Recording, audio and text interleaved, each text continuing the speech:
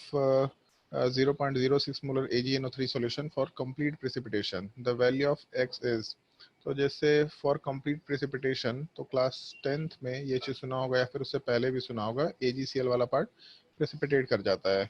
जब भी कभी हम लोगों का Ag प्लस वाला पार्ट Cl माइनस के साथ कंबाइन करेगा तो उस केस में आराम से AgCl के फॉर्म में प्रेसिपिटेट कर जाएगा। तो सवाल में ऐसा मेंशन किया है, the solution of 0.1 molar of a metal chloride requires 500 ml of 0.06 molar AgNO3। तो जैसे यहाँ पे नीचे जो रिएक्शन दे रखा उसमें दिख रहा है कि Ag वाले पार्ट का अगर कोफिशिएंट 1 है तो Cl का भी कोफिशिएंट 1 है, तो जितना Ag होगा उतना ही Cl माइनस भी चाहिए। मतलब दोनों का number of moles exactly equal होना चाहिए। Number of moles of Ag plus will be equal to number of moles of Cl minus, ऐसा हम लोग आराम से मेंशन करते हुए काम कर सकते हैं। तो दोनों के नंबर ऑफ मोल्स वाले पार्ट एग्जैक्टली बराबर निकल के आएंगे, तो उस केस में हम लोग ऐसा आराम से कंसिडर कर सकते हैं, मतलब जैसे दोनों के नंबर ऑफ मोल्स बराबर होने हैं तो बस यहाँ से AgNO3 वाले पार्ट में कितने नंबर ऑफ मोल्स हो सकते हैं इस चीज़ को रिलेट करने की कोशिश करो। कितने नंबर ऑफ मोल्स होने का मतलब, जब हम लोग AgNO3 में Ag प्लस के नंबर ऑफ मोल्स निकालेंगे तो जितना AgNO3 उतना ही Ag प्लस, ऐसा हम लोग आराम से बोल सकते हैं। तो 500 ml 0.6 मोलर, इसका मतलब नंबर ऑफ मोल्स निकालेंगे तो concentration is equal to number of moles by volume, इसका मतलब number of moles is equal to concentration into volume. तो 500 ml जिसको लीटर में कन्वर्ट करेंगे तो 10 टू द पावर -3 से मल्टीप्लाई करेंगे इनटू 0.6 आराम से कंसिडर कर सकते हैं। यहाँ से number of moles of Ag plus निकल के आ जाएगा, और अगर number of moles of Ag plus निकल के आ गया तो बेसिकली Cl माइनस के नंबर ऑफ मोल्स उतना ही होने चाहिए। तो Cl माइनस के पार्ट को जैसे यहाँ पे 500 into 10 to the power -3 into 0.6 must be equal to 0.1 into उसका वॉल्यूम। तो यहाँ पे ml को कैंसिल आउट करने की जरूरत भी नहीं पड़ेगी, 0.1 के डेसिमल हट जाएगा, बचेगा यहाँ 500 into 6 is equal to volume वाला पार्ट। तो 500 इंटू 6 ml के बराबर हम लोग वैल्यू आराम से कंसिडर कर सकते हैं। बट उसमें एक और चीज़ है, यहाँ पे MClX दे रखा, तो एक मॉलिक्यूल में MCl वाले पार्ट में एक Cl माइनस मिलेगा, तो जितना number of moles of Cl minus निकल के आया, अगर उस चीज को कंसिडर करें, यहाँ पे सॉल्यूशन ऑफ, एक second, a solution of 0.1 molar of metal chloride requires 500 ml of 0.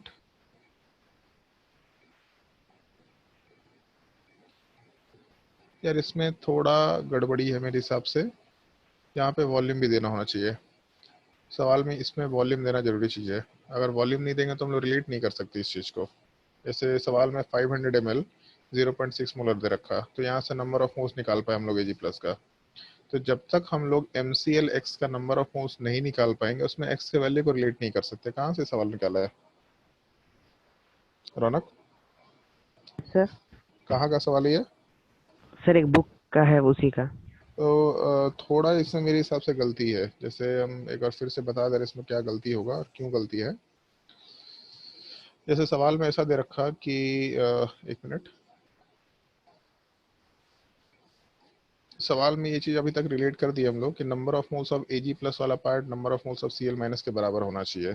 तो Ag प्लस के नंबर ऑफ मोल्स यहाँ से निकाल दिए, ठीक है। तो 500 ml इंटू 0.6, और ml के टर्म में वॉल्यूम को छोड़ देंगे, must be equal to 0.1 into volume वाला पार्ट। लेकिन यहाँ पे एक मॉलिक्यूल में एक Cl माइनस है, तो एक मॉलिक्यूल में अगर x है तो दो मॉलिक्यूल में कितना हो जाएगा, 2x हो जाएगा। तीन मॉलिक्यूल में 3x के बराबर होगा। बेसिकली जितने नंबर ऑफ मोल्स होंगे उसको x से मल्टीप्लाई करके काम कर सकते हैं हम लोग। तो हम लोग का जो नंबर ऑफ मोल्स वाला पार्ट है वो डेफिनेटली जैसे जितना MCl3 का नंबर ऑफ मोल्स होगा उसका 3 गुना Cl माइनस है। तो इसका मतलब यहाँ वाले पार्ट में हम लोग को 3 से डिवीजन करके काम करना होगा। तो सवाल में सॉरी 3 से भी नहीं, x से डिवीजन करके काम करना होगा। तो अगर x से डिवाइड करेंगे तो मालूम पड़ जाएगा कि हम लोगों को कितने मोल्स ऑफ MCl3 रिक्वायर्ड होंगे। प्रॉब्लम ये है कि वॉल्यूम अननोन है यहाँ पे सवाल में, और x वाला पार्ट भी अननोन है।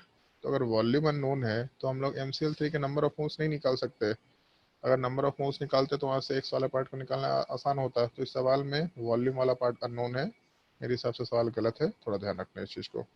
तो किसी बुक को ऐसे रैंडमली सॉल्व मत कर लो। कौन सा बुक है ये, कोई क्रेडिबल बुक है कि नहीं, ये जानना जरूरी होता है। कौन सा बुक है?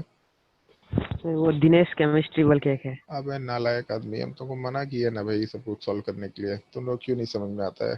पहले दिन तुम लोग को बोले थे ना कि हमेशा ट्राई करो कोई स्टैंडर्ड बुक फॉलो करने का। जैसा भी मार्केट में एन अवस्थी है वो थोड़ा अच्छा है, उसमें एरर नहीं है, क्वेश्चंस का लेवल बहुत इधर उधर दे रखा। मोल कंसेप्ट में पता नहीं कहाँ कहाँ का सवाल दे रखा है। तो ऑलरेडी मोल कंसेप्ट में हम लोग बहुत जगह का टॉपिक डिस्कस करते हैं, उसके बाद भी उसमें पता नहीं क्या क्या चीजें दे रखी है, तो भी उसमें मोल कंसेप्ट सॉल्व करने लायक नहीं है। अब तुम दिनेश ही बनाने लग गया। सॉल्व मत करो, रैंडम बुक सॉल्व मत करो। हम बुक सॉल्व करने से मना नहीं करते, लेकिन एटलीस्ट क्रेडिबल बुक सॉल्व करो ताकि उसमें एरर के चांसेस कम हो। ठीक है? तो एरर के जैसे हम लोग का बुकलेट है, तो हम लोग को मालूम होता है कि बुकलेट में कहाँ कहाँ पे हम लोग क्वेश्चन गलती कर, मतलब कहाँ कहाँ पे क्वेश्चन हम लोग के गलत हो रखे हैं, उसमें हम लोग थोड़ा बहुत करेक्शन करा देंगे, टाइम के साथ धीरे धीरे हो जाएगा करेक्शन।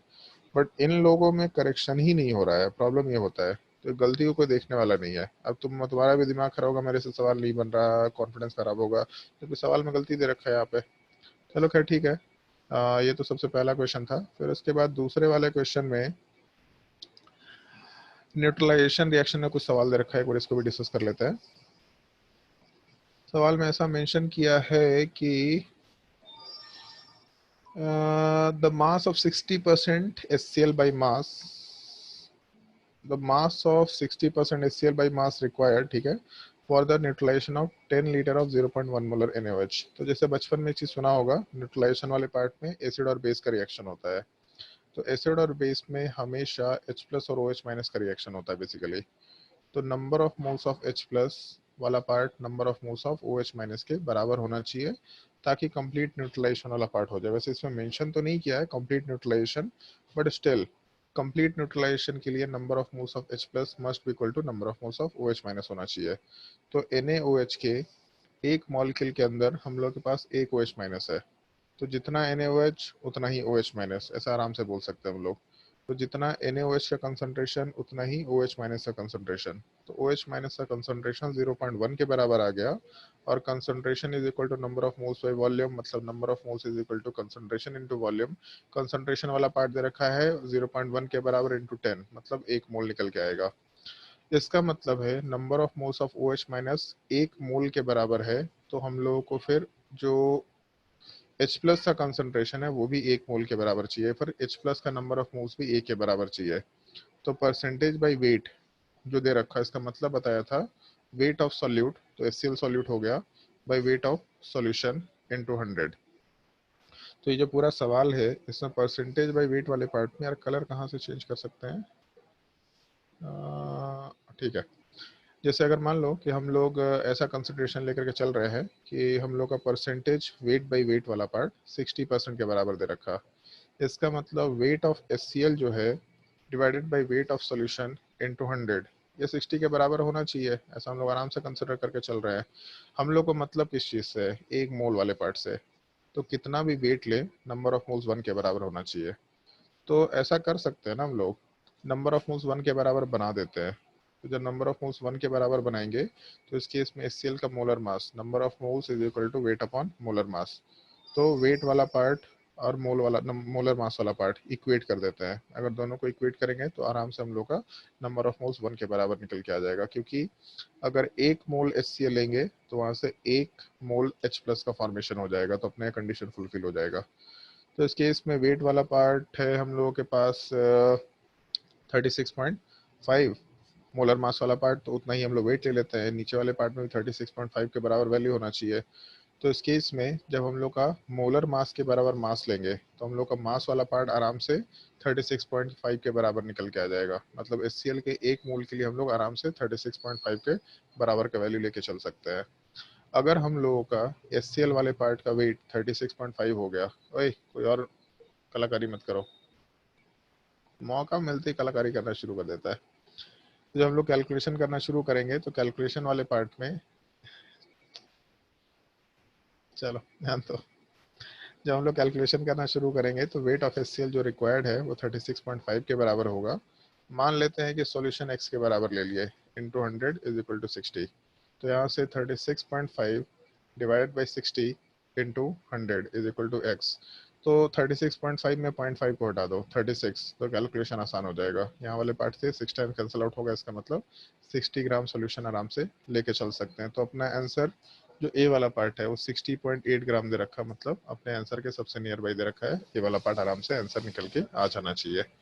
समझ आया रौनक? Yes sir.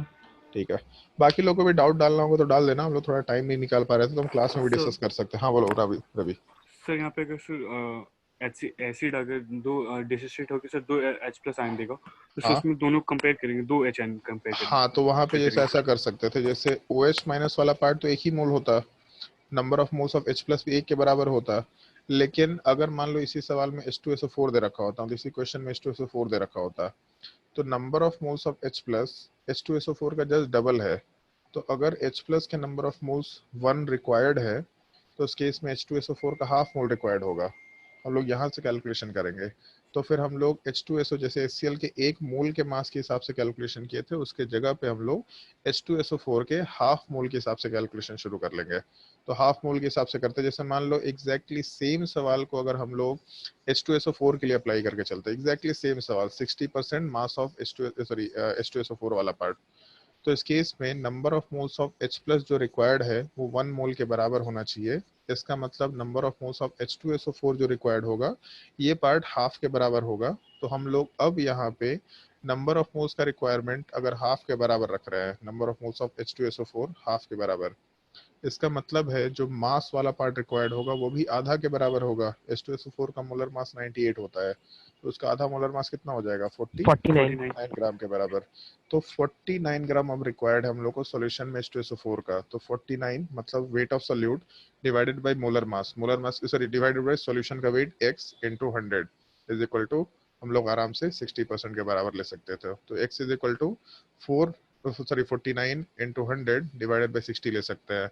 अब यहाँ पे भी एक चीज देखो, जैसे मालूम है कि 48 वाला पार्ट 6 से कैंसिल आउट हो जाता है, तो 49 वाला पार्ट थोड़ा डिफिकल्ट कैलकुलेशन है, तो उसको 48 मान लो, तो यहाँ से ये पार्ट आराम से 8 टाइम्स कैंसिल आउट होगा, मतलब नियर अबाउट 80 के अराउंड आंसर। बट क्योंकि हम लोगों ने 49 के वैल्यू को थोड़ा छोटा कर दिया है, तो छोटा करने का मतलब है कि अपना आंसर भी न्यूमरेटर छोटा किया है, तो अपना आंसर भी थोड़ा छोटा वैल्यू आ जाएगा। तो अपना आंसर जो है वो 80 नहीं होना चाहिए था, 80 पॉइंट समथिंग या 81 पॉइंट समथिंग या 82 पॉइंट समथिंग के नियर अबाउट होना चाहिए था। ये अपना आंसर इसी क्वेश्चन के लिए निकल के आ सकता था। समझ आया सवाल? सवाल डिसेंट है, सवाल मतलब तुम्हारे मोल कंसेप्ट वाले पार्ट से रिलेटेड सवाल है, अच्छा सवाल है, बस इसमें नंबर ऑफ मोल्स के टर्म में हम लोग को काम करते हुए कैलकुलेशन करना होगा। अच्छा सवाल है, एक काम कर भी सकते, जैसे अभी जहाँ तक हमको मालूम पड़ा है कि जो भी इनरोल्ड स्टूडेंट है वो लोग, मतलब जो भी इनरोल्ड स्टूडेंट इस बैच में, वो सारे के सारे केवल इनरोल्ड स्टूडेंट ही क्लास कर रहे हैं यहाँ पे। तो जिनको भी डाउट पूछना है तुम लोग अपने ग्रुप में, हम लोग तुम लोग एक अलग से ग्रुप बनाने वाले भी हैं, मतलब जो भी इनरोल्ड स्टूडेंट है उन लोगों के लिए कुछ कुछ असाइनमेंट्स एक्स्ट्रा भी मिलेगा तुम लोग को प्रैक्टिस करने के लिए। तुम लोग का डिस्कशन भी हम लोग पहले प्रिफरेबली कवर करना चाहेंगे कि तुम लोग का जो भी डाउट है वो सब क्लियर कर ले। तो अगर डिस्कशन करना है तो हम लोग लाइव मोड में भी डिस्कशन कर सकते हैं, बट हम सजेशन देंगे जो होमवर्क दे रहे हैं पहले उन सब क्वेश्चंस को रखा करना, ठीक है? जो भी बुकलेट में होमवर्क दिया, जो भी असाइनमेंट में होमवर्क दिया, उन सब को क्लास में डिस्कशन करना, क्योंकि जैसे जिस तरीके से हम क्लास में काम करते हैं, जिसको भी डाउट है वही पूछ लो, तो उस टाइम पे मजा आता है डिस्कशन करने में। कभी कभी एक एक घंटे का क्लास निकल जाता है, तुम लोग देखना, जैसे अभी रिसेंट की बात है, मतलब परसों तरसों की बात है, जो आर बैच है उसमें ऑलमोस्ट 6:30 से 8 बजे तक का क्लास का टाइम था, 7:40 तक केवल डिस्कशन हुआ था, केवल डिस्कशन हुआ था, पढ़ाए हम लास्ट के 20 मिनट। हम लोग जब कोटा में पढ़ते थे तो लगातार एक एक घंटे डिस्कशन होता था, हम लोग क्लास का पूरा टाइम निकल जाता है डिस्कशन में, बट उससे कुछ चीजें सीखने को मिलती है। आप क्वेश्चन सॉल्व करेंगे, दूसरे लोग उस क्वेश्चन को देखेंगे तो कुछ चीजें सीखने को मिलेगी। हाँ, उसमें एक काम ध्यान रखना है, जैसे जो भी हम लोग क्लास का होमवर्क दे रहे हैं, बुकलेट का होमवर्क हो या फिर तुम्हारे वर्कशीट का होमवर्क हो, उन सब का डिस्कशन हम लोग क्लास में कर लिया करेंगे। उसके अलावा जो एक्स्ट्रा क्वेश्चन है, जैसे जो भी बुक बनाना है बुक बनाओ, उन सब का जो भी एक्स्ट्रा क्वेश्चन होगा उन सारे क्वेश्चन को ग्रुप में डालते रहना, वहां पे हम लोग डिस्कशन करके उन चीज को कवर करते जाएंगे। लेकिन हम पहले सजेशन देंगे, प्रेफरेबली पहले बुकलेट का और वर्कशीट का होमवर्क बनाओ, बुक सॉल्व करना करो कोई दिक्कत नहीं है, लेकिन प्रेफरेबली पहले बुकलेट का और वर्कशीट का क्वेश्चन बनाओ। उससे क्वेश्चंस हमको मालूम है, जैसे मान लो कहीं प्रिंटिंग एरर भी है, उसमें करेक्शन भी करवा रहे हैं हम लोग धीरे धीरे, बट हमको मालूम है कि यहाँ पे थोड़ा सेंसर गलत है। अब अगर 100 क्वेश्चन है तो 100 क्वेश्चन में तो यार ये एडवांस में एक दो जगह गलती निकल के आता है, तो 100 क्वेश्चन में एक या दो जगह एरर होगा तो भी कोई दिक्कत नहीं है, हमको मालूम है कहाँ पे एरर है। बट तुमको तो पता चल जाएगा ना, हम क्वेश्चन होमवर्क भी देंगे तो बोलेंगे देख लेना है कर यहाँ पे कभी एरर रह चुका था शायद से, अगर करेक्शन हो गया तो अच्छी बात है, नहीं हुआ तो कोई दिक्कत नहीं है, एक बार सोच के काम करना। बट मान के चलना बुकलेट में क्वेश्चन में एरर नहीं है, और हम लोग वर्कशीट में नंबर ऑफ क्वेश्चंस कम ही रख रहे हैं, बिल्कुल 4 क्वेश्चन 5 क्वेश्चन, ताकि उसमें एक भी एरर निकल के ना आए। मतलब हम लोग इंश्योर करने की कोशिश करेंगे तुम्हारे वर्कशीट में कुछ भी हो जाए, एरर निकल के ना आए। अपने वर्कशीट के क्वेश्चंस को सॉल्व करो, काफी डिफिकल्ट क्वेश्चंस, काफी अच्छे क्वेश्चंस है, उन सबको सॉल्व करो, उन सबका डिस्कशन हम लोग क्लास में कर लिया करेंगे, कोई दिक्कत नहीं है, ठीक है। और कोई डाउट है किसी को तो पूछ सकते हैं अभी तक जो भी। सर हाँ बोलो। सर वो आप क्वेश्चन दिए थे उसका एक बार हिंट दे दीजिए ना। कौन सा क्वेश्चन दिए थे? सर क्वेश्चन 9 वो जो एडवांस वाला था। एडवांस वाला क्वेश्चन 9, एक सेकंड स्क्रीन पे लेने दो क्वेश्चन। एक सेकंड, स्क्रीन दिख रहा है तुम लोगों को कि वही चीज दिखाई दे रहा है? सर दिख रहा है स्क्रीन। नहीं, स्क्रीन में क्या दिख रहा है ये चीज जानना जरूरी है। सर टेलीग्राम खुला हुआ है। हाँ नहीं, आप जैसे अभी उसमें रेस कर रहे हैं। जूम में ऑप्शन होता है, जूम में आप कोई एक पार्टिकुलर ऐप दिखा सकते हैं, तो मेरा पूरा स्क्रीन नहीं दिख रहा तुमको, हम अभी कुछ और काम कर रहे हैं, मतलब बेसिकली हम बुकलेट निकालने की कोशिश कर रहे हैं, तुम लोग को टेलीग्राम दिखाई दे रहा है। चलो अच्छी चीज है। एक सेकंड रुक जाओ, थोड़ा लाइन पे रहो। क्वेश्चन नंबर एडवांस का बोल रहे थे ना, कहाँ गया भैया क्वेश्चन ऑनलाइन टीचिंग में नोट्स। एक सेकंड रुक जाओ।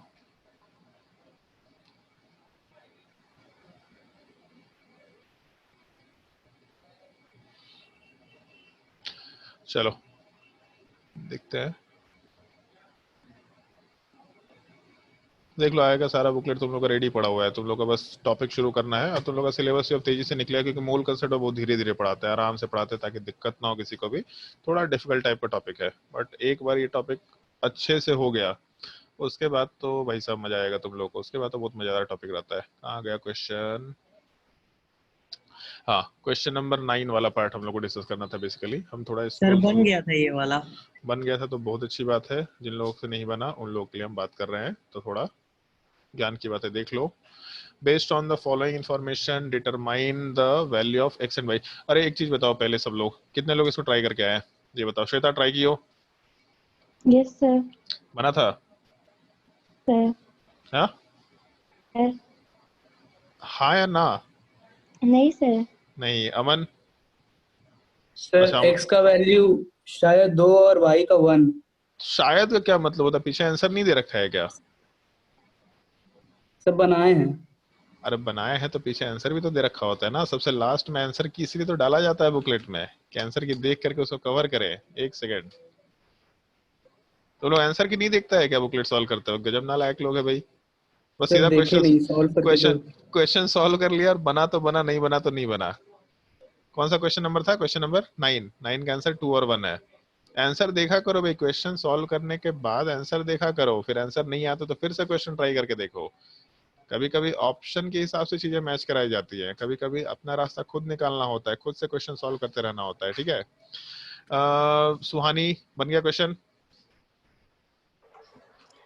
नहीं सर नहीं बना। सुदीप बना क्वेश्चन? नो सर नहीं बना। ओके, अमन से बन गया, श्वेता से नहीं बना, देवांशु से बन गया, प्रियांशु? सर बनाए लेकिन गलत हुई है। अच्छा, ट्राई किया था ना, हमको ट्राई करने से मतलब है। ऑनेस्टली अगर ट्राई किया तो बस ये बोलना, नहीं किया तो भी बोल देना, कोई दिक्कत नहीं। शाश्वत ट्राई किया था? नहीं बना सर, ट्राई किए थे। पक्का ट्राई किया था कि झूठ बोल रहा है? नहीं सर, किए थे। विवेक? सर ट्राई किए थे, नहीं बना। नहीं भी ट्राई किया हो तो बोलने में क्या जाता है? जब कोई क्वेश्चन देंगे ऑनेस्टली ट्राई करने के लिए तो ट्राई कर लेना, एफर्ट लगाने की कोशिश करो। जेईई एडवांस की तैयारी कोई मजाक नहीं होता, बहुत मेहनत करके मिलता है ये सब चीजें, तो इसलिए जब एफर्ट लगाने बोलेंगे तो लगा के देखो। उसी में से कुछ लोगों से सवाल बनेगा, कुछ लोगों से नहीं बनेगा, कोई दिक्कत वाली बात नहीं है। तो लोग काफी डिफिकल्ट चीजें पढ़ा रहे हैं, मतलब लोग एकदम दुनिया में हल्की हल्की चीजें पढ़ाते हैं कि लोगों को सब समझ में आए, बट हल्की चीजें पढ़ने से आईटी नहीं निकलता। हम लोग जानबूझ के डिफिकल्ट चीजें पढ़ा रहे हैं, आपको प्रेशर झेलने आना चाहिए।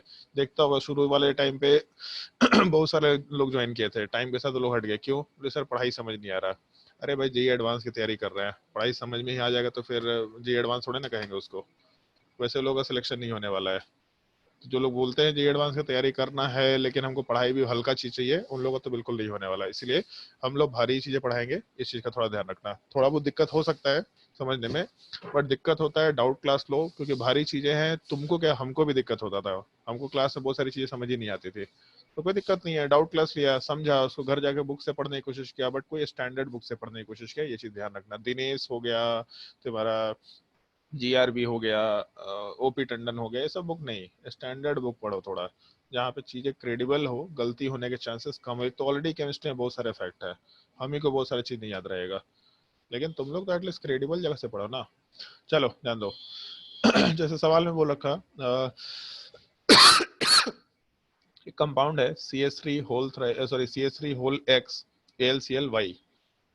तो इस केस में जब इसका डिसोसिएशन हुआ तो X मोल CH4 बना और Y मोल Cl माइनस बना, Al3 प्लस बना। ठीक है, बनना भी चाहिए, कोई दिक्कत नहीं है। फिर उसके बाद जब AgNO3 के साथ रिएक्शन कराया तो AgCl बना। तो जैसे अभी एक रिएक्शन किया था, Cl माइनस वाला पार्ट अगर Ag प्लस के साथ कंबाइन करेगा तो प्रोडक्ट वाले पार्ट में आराम से AgCl का फॉर्मेशन करा सकता है। तो जब Cl माइनस Ag प्लस के साथ कंबाइन करके AgCl बनाएगा तो सब कुछ 1:1 रेशियो में चल रहा है। इसका मतलब Y मोल Cl माइनस Y मोल Ag प्लस के साथ कंबाइन करेगा और Y मोल AgCl बनाएगा।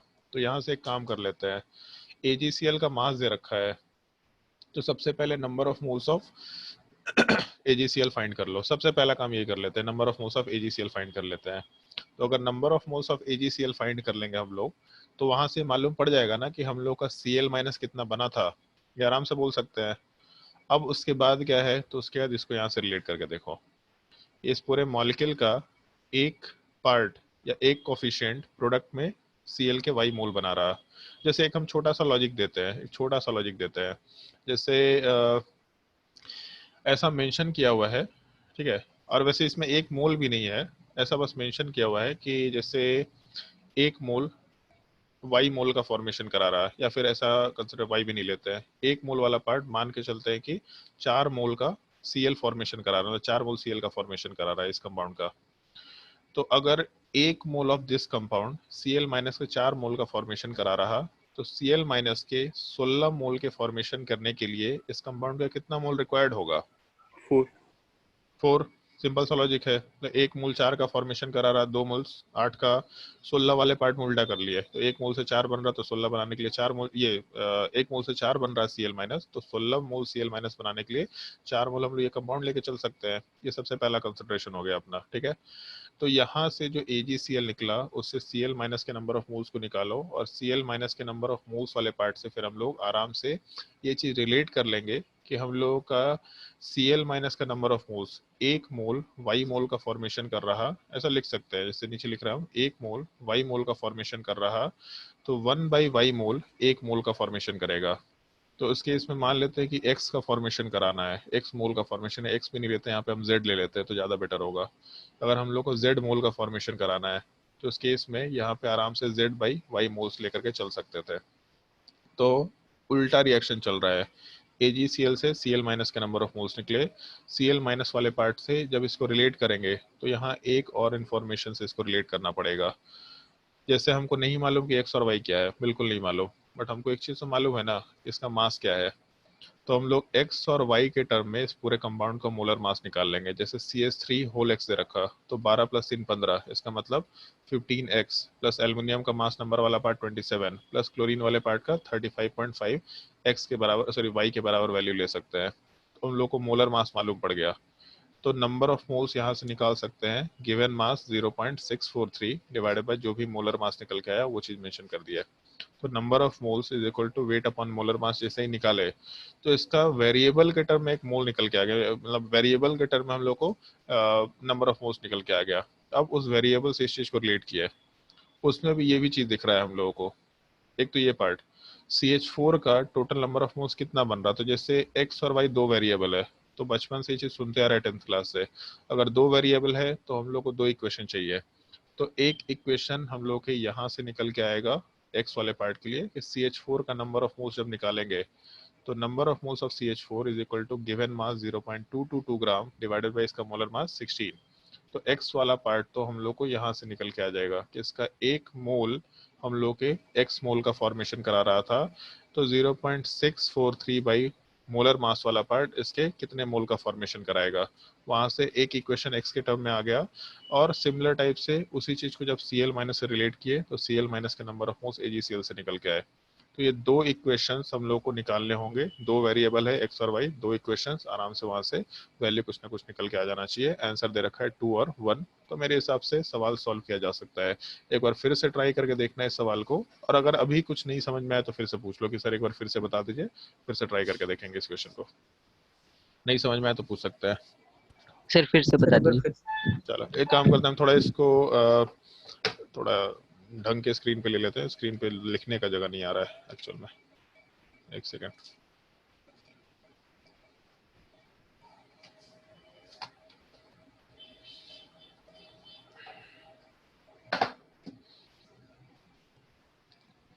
क्या किया जाए भाई इसमें, एक सेकंड रुक जाओ।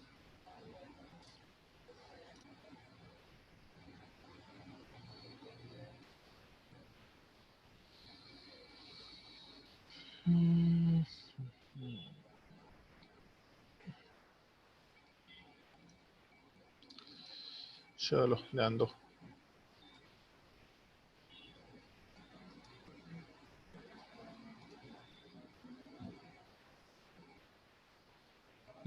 ठीक है,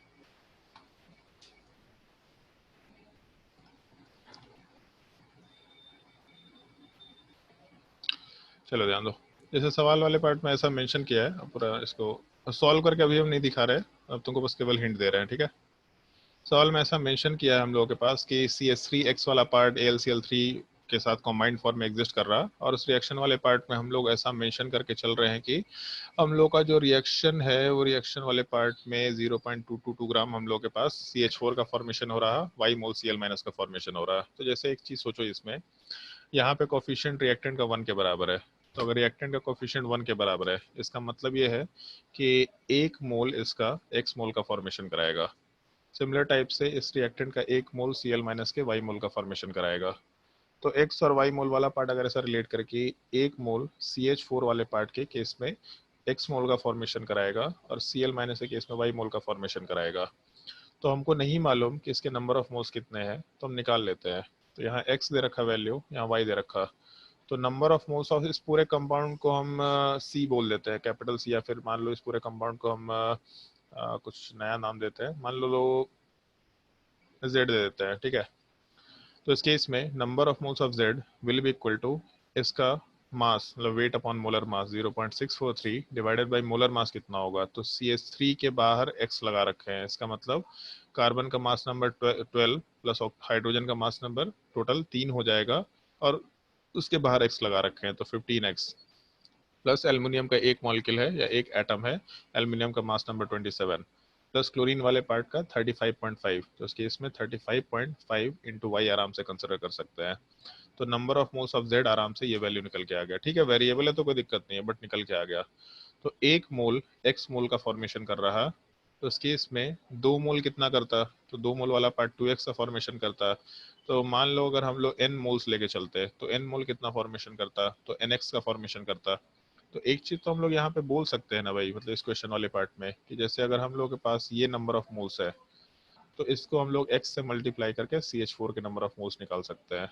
और सिमिलर टाइप से जब Cl माइनस की बात करेंगे, तो 1 मोल y मोल का फॉर्मेशन कर रहा है, तो 2 मोल 2y का फॉर्मेशन करता, n मोल्स ny का फॉर्मेशन करता।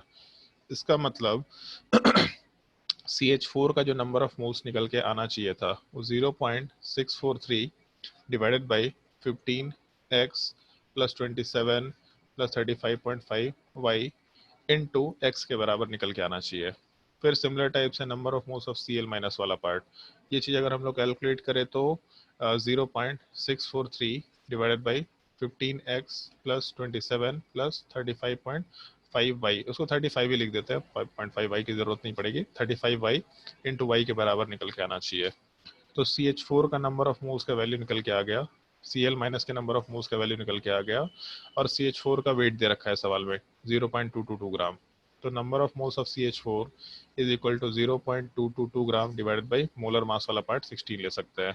तो इस वाले पार्ट को यहाँ से रिलेट करो, तो इसके इसमें नीचे x है ऊपर x है, ये x कैंसल आउट होगा ही होगा किसी न किसी तरीके से, तो y के रिस्पेक्ट में एक वेरिएबल का एक सवाल निकल के आएगा, यहाँ से y कैलकुलेट कर सकते हैं। कैसे कैलकुलेट कर सकते हैं हम बता भी देते हैं, कुछ करना मत इसमें। ऊपर जो, अच्छा नहीं, कैंसल आउट नहीं होने वाला है, एक्स और वाई के टर्म में इक्वेशन निकल के आएगा। तो एक इक्वेशन यहाँ से निकल के आएगा, जैसे इसको रिलेट करेंगे तो एक्स और वाई के टर्म में एक इक्वेशन यहाँ से निकल के आएगा। तो ठीक है, इक्वेशन निकल के आएगा, दो वेरिएबल दो इक्वेशन चाहिए। फिर उसके बाद Cl माइनस जब Ag प्लस के साथ कंबाइन किया था, तो कॉम्बिनेशन के बाद Cl माइनस जब Ag प्लस के साथ कंबाइन किया था तो प्रोडक्ट में AgCl का फॉर्मेशन करा रहा था। तो इसका मतलब हम लोग जितना AgCl बनाते उतना ही Cl माइनस रिक्वायर्ड होता, उतना ही Ag प्लस रिक्वायर्ड होता। तो Ag प्लस के number of moles must be equal to AgCl के number of moles must be equal to Ag plus के number of moles must be equal to Cl minus के number of moles. तो AgCl के number of moles निकालो, ऐसा लिख सकते हैं हम लोग, number of moles of Cl minus is equal to number of moles of AgCl is equal to, total यहाँ पे वेट दे रखा था 0.996 ग्राम के बराबर, तो वेट अपॉन मोलर मास वाला पार्ट। तो AgCl का अगर मोलर मास निकालेंगे तो Ag का मोलर मास होता है 108 के बराबर। 143.5। तो Cl माइनस 35.5 ऐड करेंगे तो 143.5। जिन लोगों ने कैलकुलेशन किया उसको मास मालूम पड़ रहा है। तो यहाँ से number of moles of Cl minus निकल के आ गया। तो यहाँ से Cl माइनस को, जो मतलब Cl माइनस के नंबर ऑफ मोल्स है उसको यहाँ वाले वैल्यू से रिलेट करो। तो number of moles of Cl minus में जब ये चीज़ डालेंगे तो यहाँ भी एक्स वाई के टर्म में एक वेरिएबल निकल के आएगा, तो एक इक्वेशन निकल के आएगा। तो एक इक्वेशन यहाँ से निकल के आ गया, मतलब दूसरा इक्वेशन एक ऊपर से निकल के आ गया। दो वेरिएबल है, दो इक्वेशन है, आराम से क्वेश्चन सॉल्व हो जाना चाहिए। ट्राई करके देखना, आप हो जाएगा। एक बार ट्राई करके देखना, क्योंकि इसमें कैलकुलेशन काफी डिफिकल्ट है, तो इसलिए कैलकुलेशन का पार्ट मेरे लिए जरूरी रहेगा। ट्राई करके देखना इस क्वेश्चन वाले पार्ट को। और कोई डाउट है किसी को?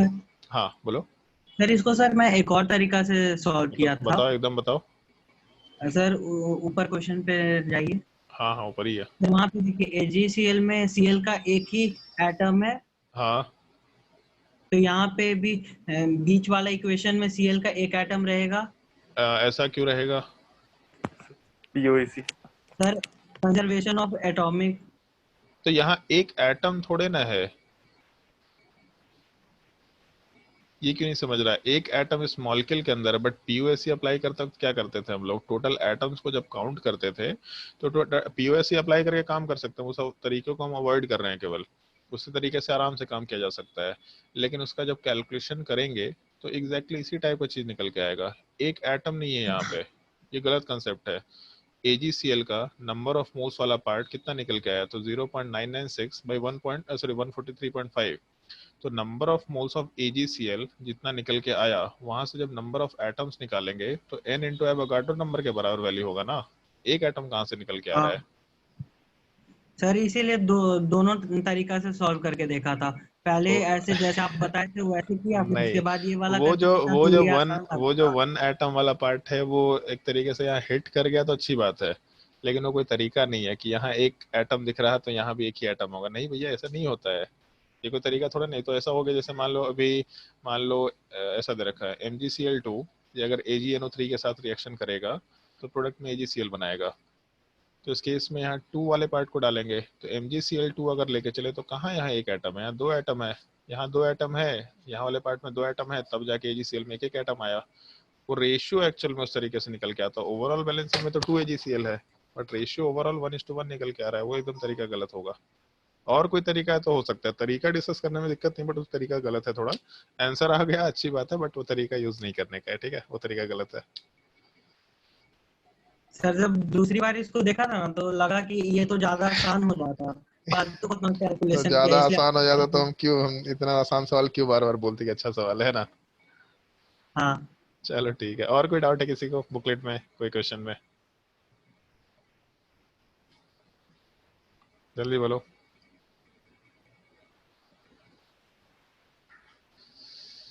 चलो अगर डाउट नहीं है तो फिर नया टॉपिक शुरू करते हैं। हाँ बोलो।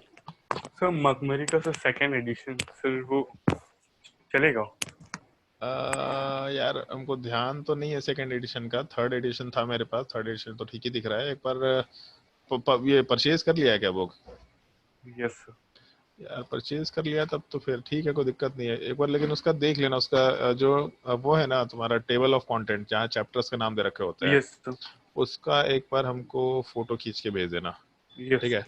ताकि हम देख पाए कि उसमें क्या क्या टॉपिक्स है। अगर बुक सेम एडिशन चेंज होने से बुक अगर सेम है तो वो क्या तकलीफ है कि नहीं? ठीक है? Yes sir. चलो लास्ट क्लास में तुम लोगों को मोलैरिटी वाला पढ़ पाते। एक सेकंड थोड़ा लाइन पर आओ।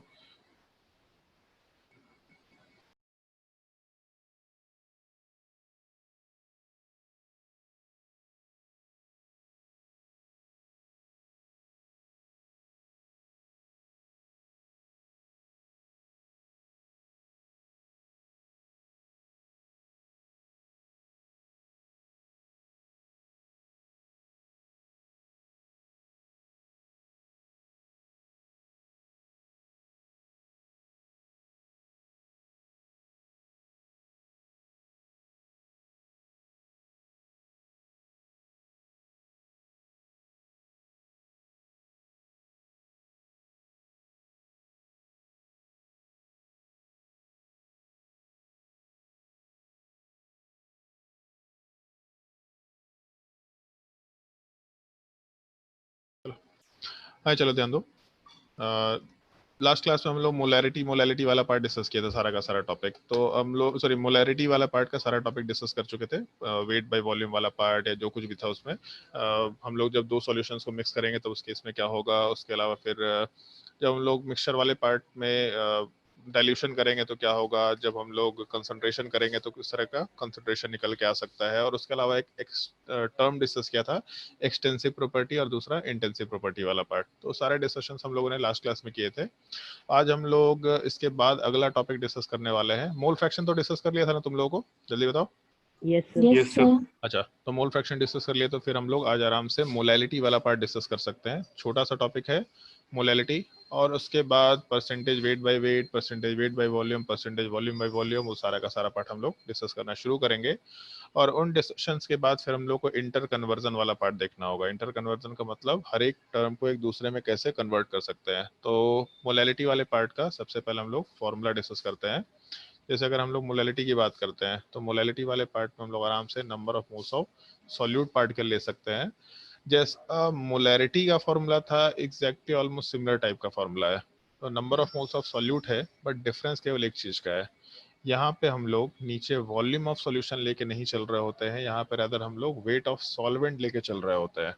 और जब वेट ऑफ सॉल्वेंट कंसिडर करेंगे तो ये पार्ट हमेशा किलोग्राम में कंसिडर कर रहे होंगे। जैसे वहां पे लीटर लेके चल रहे थे मोलैरिटी में, सिमिलर टाइप से हम लोग मोलैलिटी वाले पार्ट में number of moles of solute particle divided by weight of solvent in kilogram consider करते हुए चल सकते हैं। तो एक ये छोटा सा फॉर्मूला है, नोट कर लो। बाकी मोलैरिटी में एग्जैक्टली सिमिलर टाइप का सारा कंसिडरेशन लिया है हम लोगों ने। तो क्वेश्चंस से रिलेट करते वक्त ज्यादा मुश्किल निकल के नहीं आने वाला है। नोट कर लो इस चीज को। और नोट करने के बाद फिर हम लोग क्वेश्चंस वाले पार्ट पे आते हैं।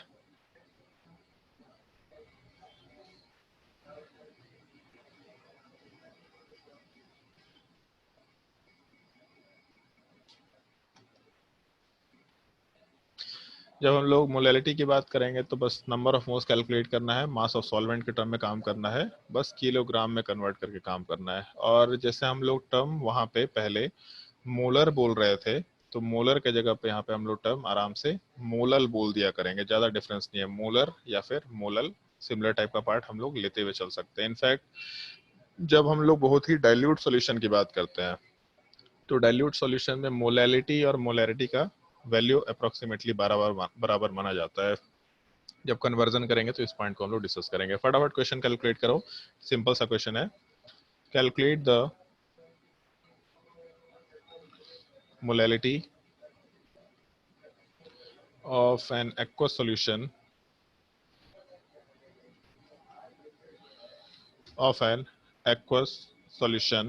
of NaOH containing 200 gram of NaOH in 1200 gram of solution.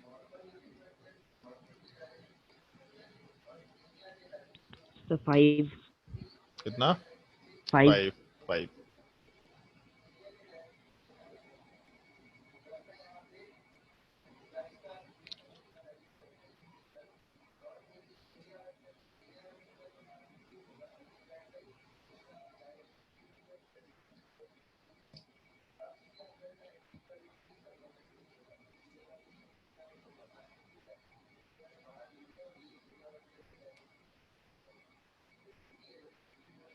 सब लोग आंसर आ गया 5? ये डिस्कशन शुरू करें? आ गया सर। मेरे हिसाब से आ जाना चाहिए। फिर हम बस यस एक सर 5 है। छोटा सा बस एक सॉल्यूशन बता देते हैं, हम ज्यादा कुछ कर नहीं रहे। Number of moles of NaOH वाला पार्ट 5 के बराबर आएगा, और सवाल में हम लोग के पास जो मास है वो सॉल्यूशन का दे रखा, बट हम लोग को क्या चाहिए होता है? सॉल्वेंट। अगर सॉल्वेंट चाहिए होता है तो weight of solvent is equal to weight of solution minus weight of solute कर सकते हैं। तो सॉल्यूशन का मास 1200, सॉल्यूट का मास 200, मतलब 1000 ग्राम के बराबर वैल्यू निकल के आ जाएगा। 1000 ग्राम का मतलब क्या हो गया? तो 1 किलोग्राम के बराबर का वैल्यू हम लोग एसोसिएट करके चल रहे हैं। तो इस केस में molality is equal to number of moles of solute particle, मतलब 5 divided by mass of solvent in kilogram, मतलब बाई 1। तो इस केस में 5 स्मॉल m लिख सकते हैं। ओवरऑल इसी चीज को हम लोग 5 मोलल सॉल्यूशन आराम से बोल सकते हैं। मेरे हिसाब से इसमें कोई दिक्कत नहीं होना चाहिए किसी को। नेक्स्ट क्वेश्चन ट्राई करके देखो। Find the molality of solution of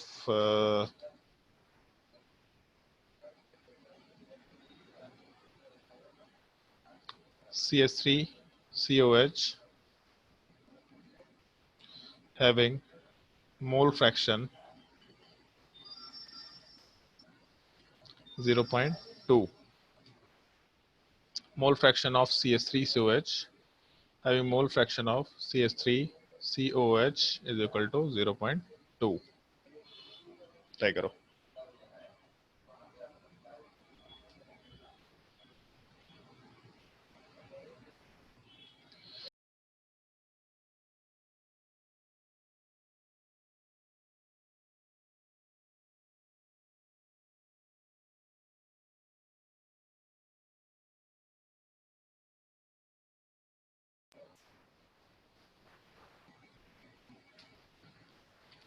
सोच के जवाब देना, अच्छा सवाल है। और एक्चुअल में कन्वर्जन का भी पार्ट है, मोल फ्रैक्शन और मोलैलिटी के बीच के कन्वर्जन का भी पार्ट है। कैसे करेंगे एक बार ढंग से सोचो।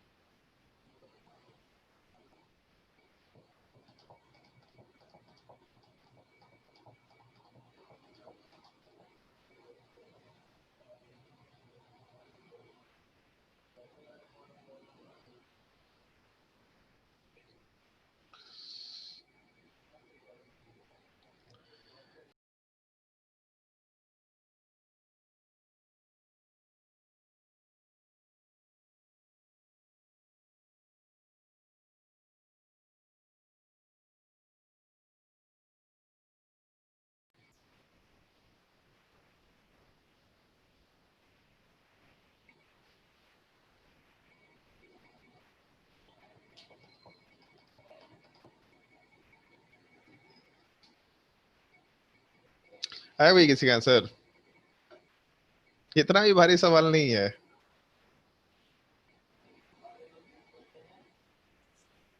सर 10/3। 10/3 पता नहीं, देख लेते हैं। 2 डिवाइडेड बाई 18 इंटू 8 कितना होगा? 2 डिवाइड बाई 18 इंटू 8 1/72 होगा भाई, 10/3 नहीं।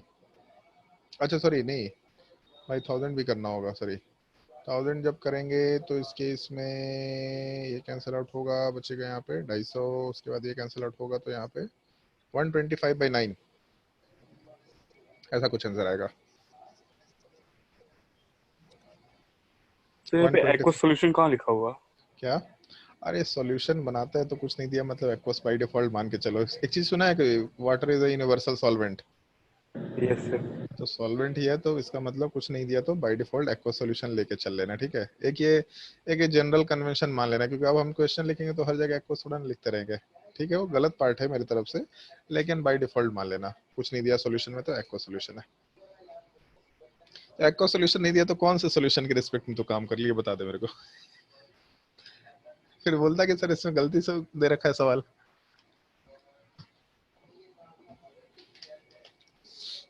चलो ध्यान दो, एक चीज पे ध्यान देना। जैसे इस तरह का सवाल जब भी कभी देगा जहाँ पे सवाल में मोल फ्रैक्शन दे रखा होगा, तो simply total number of moles 10 मान के चलना। एक छोटा सा पार्ट होगा जो कंसिडर करना होगा। Total number of moles by default 10 मान के चल लेना। तो टोटल नंबर ऑफ मोल्स अगर 10 है तो उस केस में total number of moles of CH3COOH अगर मोल फ्रैक्शन 0.2 के बराबर है, इसका मतलब हम लोग एक मोल लेते तो 0.2 CH3COH निकल के आता। सिंपल सा कंसेप्ट है। अगर मोल फ्रैक्शन 0.2 के बराबर है तो टोटल नंबर ऑफ मोल्स जब 1 होता तो मोल फ्रैक्शन 0.2 का मतलब नंबर ऑफ मोल्स 0.2 के बराबर होता। तो अगर टोटल नंबर ऑफ मोल्स 10 है तो 0.2 के बराबर जगह पे हम लोग 2 के बराबर नंबर ऑफ मोल्स ले सकते हैं। तो CH3COH का नंबर ऑफ मोल्स 2 के बराबर निकल के आएगा। और ये कैलकुलेशन करने का स्टैंडर्ड तरीका भी है, ऐसा नहीं कि स्कूल में ऐसा मेथड यूज नहीं कर सकते, स्कूल में भी आराम से यूज कर सकते हैं। तो number of moles of H2O कितना होना चाहिए? Sir 8। Total number of moles 10 के बराबर है, सॉल्यूशन 8 में सर। केवल एसिटिक एसिड और H2O है, तो इसका मतलब बाकी बचा मोल्स वाटर का हो जाएगा। Yes sir. तो आराम से मालूम पड़ गया, सॉल्वेंट का नंबर ऑफ मोल्स 8 के बराबर है, सॉल्यूट का नंबर ऑफ मोल्स 2 के बराबर है। तो इस केस में हम लोगों को सॉल्वेंट के नंबर ऑफ मोल्स से तो मतलब नहीं है, हम लोगों को सॉल्वेंट के मास से मतलब है। तो molar mass 18 into number of moles 8, यहाँ से हम लोग का सॉल्वेंट वाले पार्ट का मास निकल के आ जाएगा। और जब मोलैलिटी कैलकुलेट करेंगे तो molality is equal to number of moles मतलब 2 divided by mass of solvent 18 into 8। लेकिन क्योंकि ये चीज़ ग्राम में होता है तो हम लोग किलोग्राम में कन्वर्ट करने के लिए इस चीज़ को 1000 से डिवाइड करेंगे। तो यहाँ से ये पार्ट कैंसिल आउट होगा 4 टाइम्स। उसके बाद यहाँ वाले पार्ट में वैल्यू निकल के आएगा 250, फिर ये 2 टाइम्स कैंसिल आउट होगा 9 के बराबर, मतलब वैल्यू आ जाएगा 125/9 के बराबर। और स्मॉल m लिख देंगे 125/9 मोलल। ये सवाल को सॉल्व करने का एक बड़ा स्टैंडर्ड तरीका है। अगर सवाल में मोल फ्रैक्शन दिया तो 10 मोल मान के चलो, अगर सवाल में परसेंटेज दिया तो 100 लेके चलो, अगर सवाल में मोलर रेशियो दिया तो जो मोलर रेशियो दिया उतना ही मोल्स मान करके चलो। इन सब तरीके को फॉलो करना, टाइम के साथ सीखते जाएंगे। क्वेश्चन को ऑब्जेक्टिवली कैसे सॉल्व करना है, कब हम लोग वेरिएबल के टर्म को अवॉइड कर सकते हैं, किस तरीके से अवॉइड कर सकते हैं, टाइम के साथ धीरे धीरे आएगा। जैसे जैसे क्वेश्चन आएंगे सीखने को चीजें मिलती जाएंगी। इन सब तरीके का थोड़ा ध्यान रखना। अगर कोई डाउट है इस क्वेश्चन में तो आराम से पूछ सकते हैं। जल्दी बोलो अगर कोई डाउट है तो।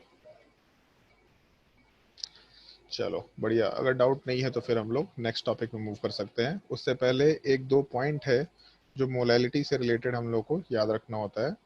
जैसे एक पॉइंट बताया था मोलैरिटी के केस में, मोलैरिटी वाले पार्ट में number of moles by volume, number of moles temperature independent होता है, मतलब हमेशा कांस्टेंट होता है, जबकि वॉल्यूम वाला पार्ट टेम्परेचर के ऊपर डिपेंड करता है।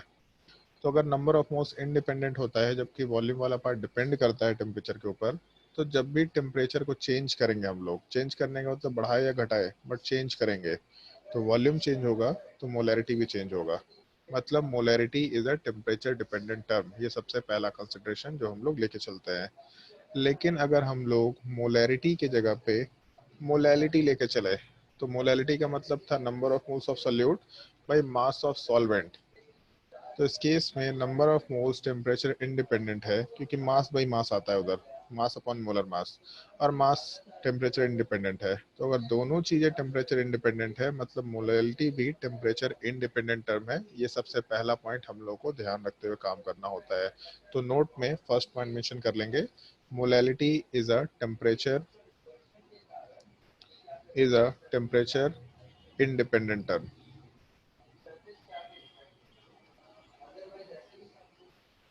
इंडिपेंडेंट टर्म, ऐसा मेंशन करते हुए आराम से काम कर सकते हैं।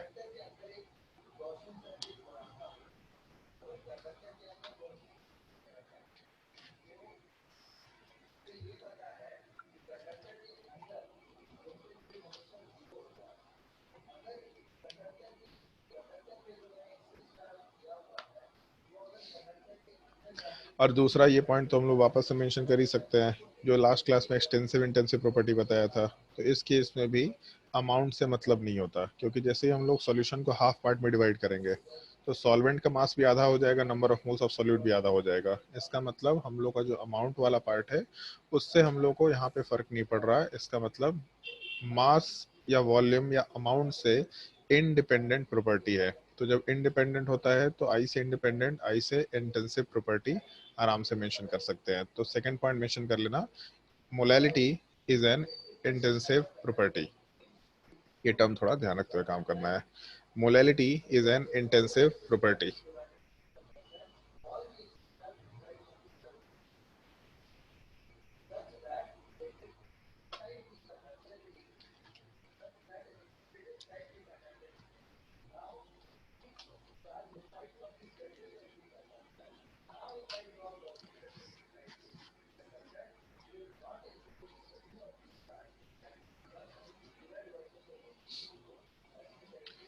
और इन दोनों पॉइंट्स को नोट करने के बाद फिर हम लोग आराम से नेक्स्ट टॉपिक में मूव कर सकते हैं, जहाँ पे 3 पार्ट तुम लोगों को क्लास में मेंशन किया था।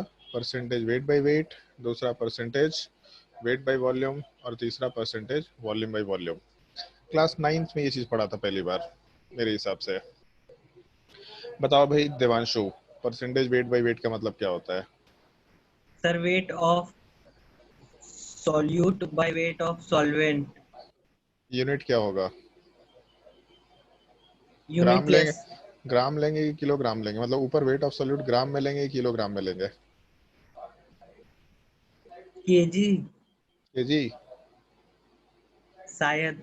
शायद। सुहानी, यस सर। ग्राम लेंगे किलोग्राम लेंगे? सर ग्राम लेंगे। विशाल राज कौन है भाई? विशाल राज नाम का तो कोई स्टूडेंट नहीं था इससे पहले। विशाल, आवाज आ रही है आपको? विशाल, आवाज आ रही है?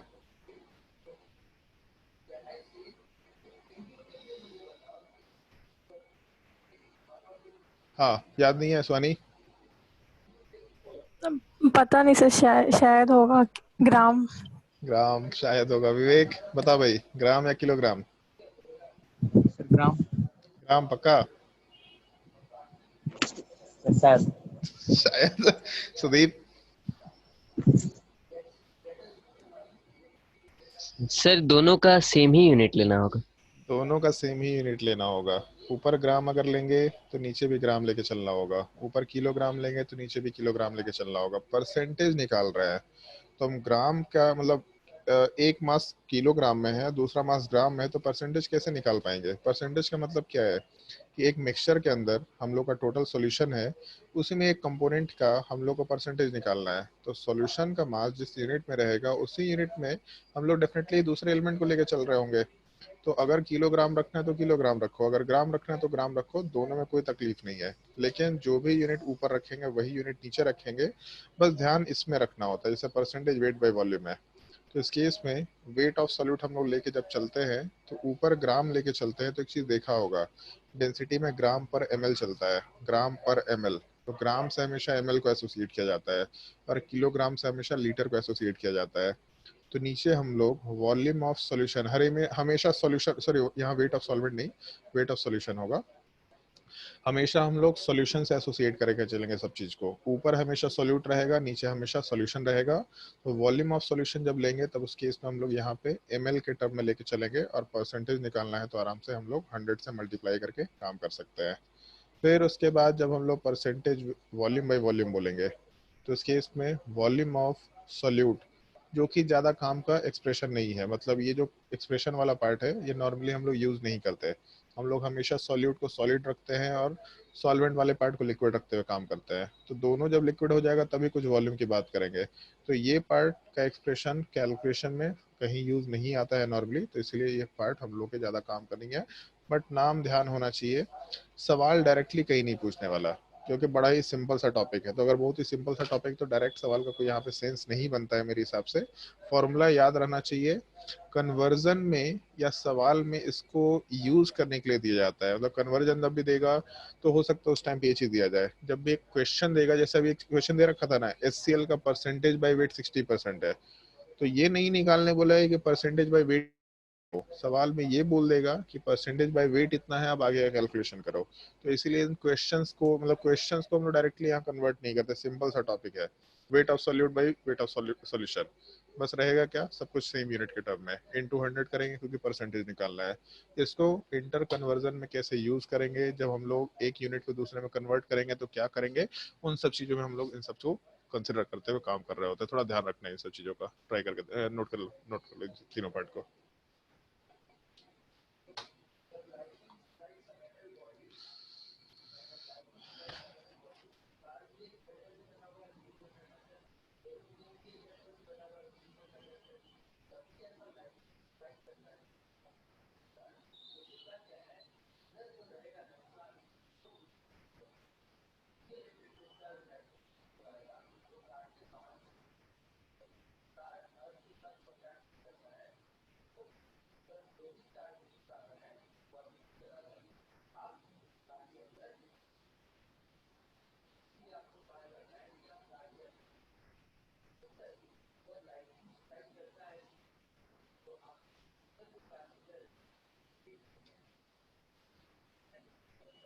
और इनको अगर नोट कर लिया तो फिर हम लोग कन्वर्जेंस वाले पार्ट पे आराम से मूव कर सकते हैं। काफ़ी इंपॉर्टेंट टॉपिक है और आराम से हम लोग अभी आधे घंटे और नेक्स्ट क्लास में 1 घंटे, मतलब नेक्स्ट क्लास में पूरा ऑलमोस्ट पूरा ही लेक्चर हम लोग इन्हीं कन्वर्जेंस वाले पार्ट पे कैलकुलेशंस करते चलेंगे। काफ़ी मतलब 4-5 सिमिलर टाइप के सवाल को हम लोग को कैरी आउट करना होगा। कुछ बेसिक तरीके हैं, उन बेसिक तरीकों को ढंग से सुनना, मतलब जैसे आगे हम लोग फॉर्मूले भी मेंशन कर सकते हैं बट हम सजेशन नहीं देंगे। एट जेईई एडवांस में हम सजेशन, हम नीट में भी सजेशन नहीं देते हैं, केवल एक फॉर्मूला याद रखने का सजेशन देते हैं। तो इस केस में सजेशन जो है वो जो भी देंगे उसको याद रखने की कोशिश करना। फॉर्मूले जहाँ पे बोलेंगे ये फॉर्मूला है तो फॉर्मूला वाला पार्ट देख लेना, उसमें कोई तकलीफ नहीं होना चाहिए मेरे हिसाब से। तो हेडिंग डाल दो यहाँ पे, कन्वर्जेंस ऑफ या inter convergence of concentration terms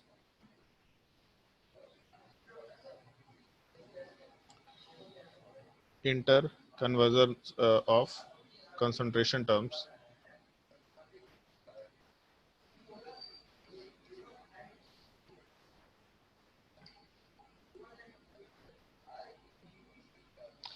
उसमें जैसे जो जो कंसंट्रेशन टर्म डिस्कस किया हम लोगों ने, तो उसमें मोलैरिटी है, मोलैलिटी है, मोल फ्रैक्शन है, या जो कुछ भी चीजें दे रखी हैं उन सब चीजों को अगर कंसिडर करते हुए चले तो एक को दूसरे में कैसे कन्वर्ट कर सकते हैं, बेसिकली हम लोग को इन सब चीजों का डिस्कशन करना है। तो एक चीज देखो, जैसे हम लोग मोलैरिटी की जब बात कर रहे थे तो number of moles by volume of solution था। जब मोलैलिटी की बात किए थे तो number of moles by weight of solvent था। तो एक तरफ वॉल्यूम है, दूसरी तरफ वेट है। तो जब वॉल्यूम को वेट में कन्वर्ट करना होगा या वेट को वॉल्यूम में कन्वर्ट करना होगा तो इन दोनों के बीच में कुछ तो रिलेशन मालूम होना चाहिए। तो बचपन से एक रिलेशन पढ़ते आ रहे हैं हम लोग, डेंसिटी। तो जब भी कभी ऐसे टर्म को किसी दूसरे टर्म में कन्वर्ट करना है जिसमें वॉल्यूम हो और दूसरे वाले पार्ट में वेट हो, तो जब भी कभी वॉल्यूम वाले पार्ट से रिलेटेड टर्म को वेट वाले पार्ट में कन्वर्ट करना है तो डेंसिटी दे रखा होना चाहिए।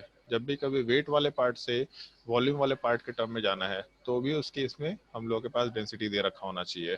तो जब ये डेंसिटी के टर्म्स दे रखे होंगे तो हम लोग आराम से उन डेंसिटी वाले पार्ट को यूज करके आगे के क्वेश्चंस को कैलकुलेट कर सकते हैं।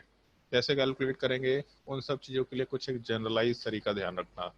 जैसे अगर मान लो मोलैरिटी सवाल में दे रखा और मोलैलिटी कैलकुलेट करना है, बाकी कुछ भी कैलकुलेशन करना है उससे मतलब नहीं है, बट अगर कैपिटल एम दे रखा मोलैरिटी, तो इस केस में जब भी कभी इंटर कन्वर्जन करना होगा तो ध्यान रखना फॉर्मूले का, molarity is equal to number of moles by volume of solution, और वॉल्यूम ऑफ सॉल्यूशन हम लोग हमेशा लीटर में लेके चलते हैं।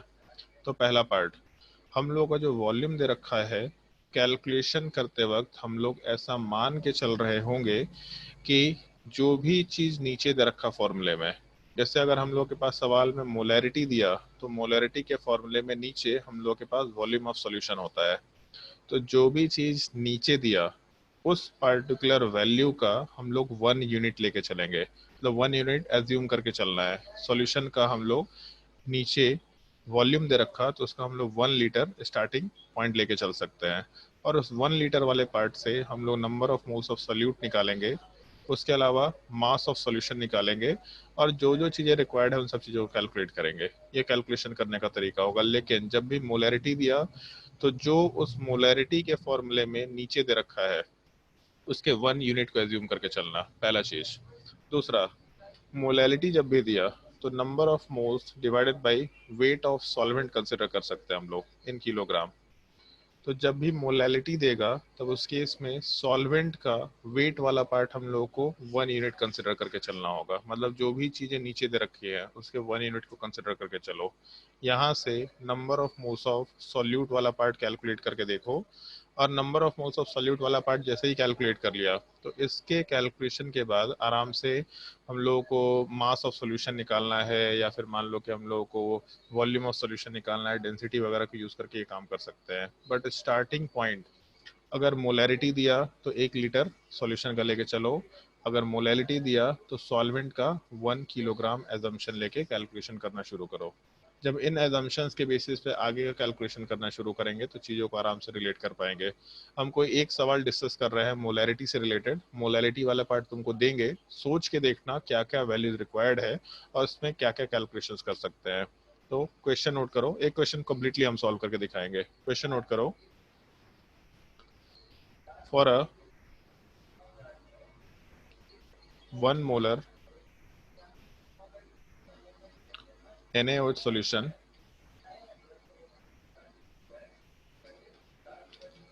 कैलकुलेट पहला पार्ट मोलैलिटी, दूसरा mole fraction, mole fraction solute का निकालना है केवल, mole fraction percentage weight by weight, percentage weight by volume, और सवाल में डेंसिटी ऑफ सॉल्यूशन 1 ग्राम पर ml दे रखा। डेंसिटी ऑफ सॉल्यूशन 1 ग्राम पर ml।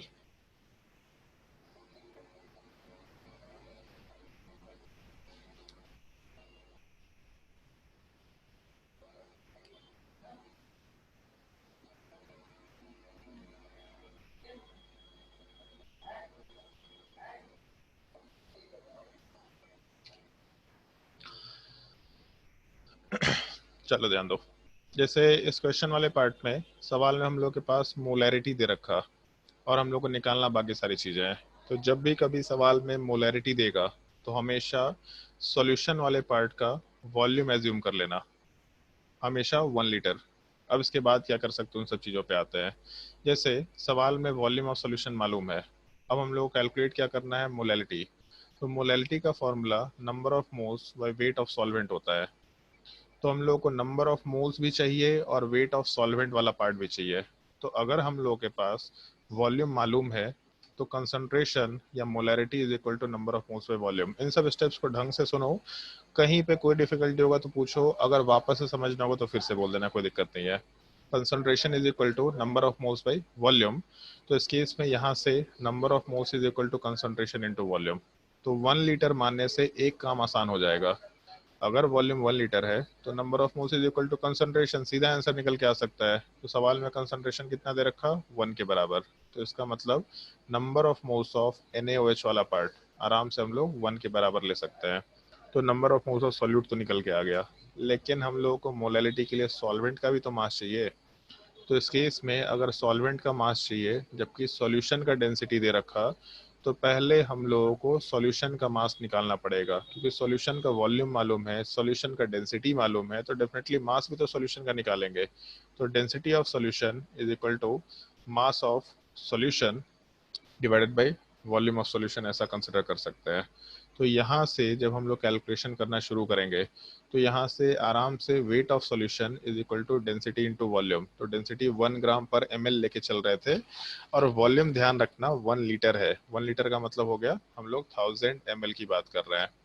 तो कैलकुलेशन में हम लोग का वेट ऑफ सॉल्यूशन वाला जो पार्ट है उसमें हम लोग वॉल्यूम इनटू डेंसिटी करेंगे, मतलब वॉल्यूम 1000 ml इनटू डेंसिटी वाला पार्ट 1 ग्राम पर ml। तो ये ml तो कैंसिल आउट हो जाएगा, बचेगा यहाँ से हम लोग के पास वैल्यू 1000 ग्राम के बराबर। तो सॉल्यूशन का मास निकल के आ गया, और अगर सॉल्यूशन का मास निकल के आ गया तो सॉल्यूशन का mass is equal to solvent plus solute का मास। इसका मतलब यहाँ से अगर सॉल्यूट का मास निकालते हैं तो सॉल्यूशन माइनस सॉल्वेंट का मास निकालते हैं, तो सॉल्यूशन माइनस सॉल्यूट का मास बोल सकते हैं। तो नंबर ऑफ मोल्स NaOH का मालूम है अगर 1 के बराबर, तो यहाँ से वेट ऑफ NaOH निकाल सकते हैं मेरे हिसाब से। Weight of NaOH is equal to number of moles into molar mass. Molar mass 40 के बराबर आना चाहिए, मतलब 40 ग्राम अपना आंसर हो जाएगा सॉल्यूट का मास वाला पार्ट। तो weight of solvent is equal to weight of solution minus 40 gram, इसका मतलब 960 के बराबर वैल्यू निकल के आएगा। तो सॉल्वेंट का मास निकल के आ गया, सॉल्यूट का नंबर ऑफ मोल्स मालूम है, और हम लोग को यही चीज़ चाहिए भी। इसका मतलब आराम से पहला पार्ट आप कैलकुलेट कर सकते हैं। Molality is equal to number of moles 1 divided by mass of solvent in kilogram. तो यहाँ से हम लोग वैल्यू आराम से 100/96 के बराबर कंसिडर करते हुए काम कर सकते हैं। ये पहले पार्ट का आंसर हो गया। मान लो सेकंड पार्ट कैलकुलेट करना था, बस इन सब चीज़ों को सुनो, अभी नोट भी मत करना कुछ। सेकंड पार्ट में मोल फ्रैक्शन निकालना है। तो मोल फ्रैक्शन का फॉर्मूला क्या होता है? तो मोल फ्रैक्शन ऑफ NaOH अगर लिखते तो number of moles of NaOH होता divided by number of moles of NaOH plus number of moles of H2O चाहिए। तो डेफिनेटली हम लोगों को NaOH का नंबर ऑफ मोल्स चाहिए और H2O का नंबर ऑफ मोल्स चाहिए। इसका मतलब मास दे रखा होना चाहिए, फिर मोल्स दे रखा होना चाहिए। तो NaOH का नंबर ऑफ मोल्स तो पहले से मालूम है, लेकिन H2O का नंबर ऑफ मोल्स मालूम नहीं है, बट H2O का मास मालूम है। तो हम लोग आराम से mole fraction of NaOH is equal to number of moles of NaOH2 के बराबर divided by number of moles of NaOH plus mass वाला पार्ट मालूम है अपने को, वेट ऑफ सॉल्वेंट वाला पार्ट। तो यहाँ से number of moles of H2O is equal to 960/18 कर सकते हैं। तो यहाँ से हम लोग 960/18 के बराबर अगर वैल्यू लें तो 36 और ऊपर 2 जाएगा, मतलब 36 डिवाइडेड बाई 960 प्लस 36 मतलब 990। 53.3। हाँ एग्जैक्ट हम कैलकुलेशन नहीं करें, 53 नहीं होगा, 53 पॉइंट से थोड़ा अच्छा नहीं हो सकता है, 53 हो सकता है, ठीक है, क्योंकि 1000/18 55.5 होता है, हो सकता है, बट हम उस पॉसिबिलिटी को हटा के चल रहे हैं। ये 53.3 होगा टोटल वैल्यू ना? नो सर, टोटल वैल्यू नहीं है सर, वो हाँ ठीक है, 90 हम एग्जैक्ट उसको कैलकुलेट नहीं कर रहे एग्जैक्ट, क्योंकि हमको एग्जैक्ट आंसर से भी मतलब नहीं है, हमको बस तरीका सर सिखाना है तुम एग्जैक्ट लोग को। 1/6. चलो तो रहने दो। इस केस में 36/996 अपना वैल्यू निकल के आएगा। तो एग्जैक्ट आंसर क्या है उससे मतलब नहीं, बट तरीका ध्यान रखना है। ये काम करना ही पड़ेगा, जो पहला स्टेप किया हम लोगों ने, ये पूरा का पूरा पार्ट, वॉल्यूम माना, बाकी चीज़ें कैलकुलेट की, ये करना पड़ेगा। और इसको करने के बाद फिर हम लोग आराम से नंबर ऑफ मोल्स निकाल के काम कर सकते हैं। तीसरा पार्ट दे रखा है अपना परसेंटेज वेट बाई वेट। तो परसेंटेज वेट बाई वेट का मतलब weight of solute in gram divided by weight of solution into 100। तो इस केस में ग्राम में सॉल्यूट का मास निकालना है। तो सॉल्यूट का मास निकल के आया था 40 के बराबर और सॉल्यूशन का मास भी 1000 के बराबर था। तो इस केस में आराम से थर्ड पार्ट कैलकुलेट कर सकते हैं। Percentage weight by weight is equal to weight of solute 40 gram divided by weight of solution 1000 gram into 100। तो ये कैंसिल आउट होगा, मतलब बचेगा वैल्यू अपना 4% बाई वेट के बराबर। तो थर्ड वाला पार्ट तो बहुत आसानी से कैलकुलेट हो गया, लेकिन डेंसिटी फिर भी चाहिए था, उसके बिना काम नहीं कर सकते थे। फिर फोर्थ वाले पार्ट में परसेंटेज वेट बाई वॉल्यूम बोला। तो परसेंटेज वेट बाई वॉल्यूम का फॉर्मूला था अपने पास, वेट ऑफ एक मिनट आ गया, हाँ, वेट ऑफ सॉल्यूट जो कि ग्राम के टर्म में होगा divided by volume of solution जो कि किलोग्राम के टर्म, सॉरी जो कि ml के टर्म में होगा इंटू 100। तो जब वेट ऑफ सॉल्यूट मालूम है अपने को, वॉल्यूम ऑफ सॉल्यूशन वाला पार्ट निकालना होगा, तो उस केस में 100 से बस मल्टीप्लाई करना है। तो वेट ऑफ सॉल्यूट 40 ग्राम के बराबर 4%. था और सवाल में हम लोगों ने वॉल्यूम ऑफ सॉल्यूशन तो एज्यूम करके ही चला है 1000 ml के बराबर। तो इस केस में आराम से अपना answer 40 divided by 1000 into 100 consider कर सकते हैं। तो ये पार्ट जस्ट अभी ऊपर कैलकुलेट किया था, ये भी 4% के बराबर ही निकल के आएगा। ऐसा कोई रूल नहीं है कि दोनों बराबर होते हैं हमेशा, लेकिन बराबर भी हो सकते हैं। डेंसिटी अगर 1 ग्राम होगा तो बराबर होगा, डेंसिटी अगर 1 ग्राम के बराबर नहीं होता है, हम तो अपना कैलकुलेशन आसान रखने के लिए डेंसिटी 1 ग्राम दिए, बट अगर डेंसिटी 1.2 होता, 1.3 होता तो लास्ट के दोनों वैल्यू अलग निकल के आने चाहिए थे। अगर इन सब प्रोसेस में कहीं पे कोई दिक्कत है तो वो आराम से कैलकुलेशन पूछ सकते हैं, अगर नहीं है तो एक एक करके सारे पार्ट नोट डाउन कर सकते हैं। कोई दिक्कत अगर किसी को है तो पूछा जा सकता है। क्वेश्चन तो नोट कर लिया मेरे हिसाब से। जब भी क्वेश्चन में कन्वर्जन पूछेगा तो क्या फॉर्मूला है और उस फॉर्मूले में क्या क्या चीजें रिक्वायर्ड है, ये ध्यान रखते हुए काम करना, ताकि हम लोग जब एजम्पशन लेके चले तो एजम्पशंस में क्या क्या चीजें हम लोग को निकालनी है, इन सब चीजों का ध्यान रखते हुए काम करें। रेंडमली कुछ भी नहीं, हमको तो सारा का काम था तो हम सारा कुछ निकाल दिए, बट जब हमको क्वेश्चन सॉल्व करना हो तो हम इतना निकालेंगे नहीं, हम अपने काम का वैल्यू निकालेंगे केवल, इस चीज का ध्यान रखना। तो नीचे वाला पार्ट सॉल्यूशन का नोट करना शुरू कर लो।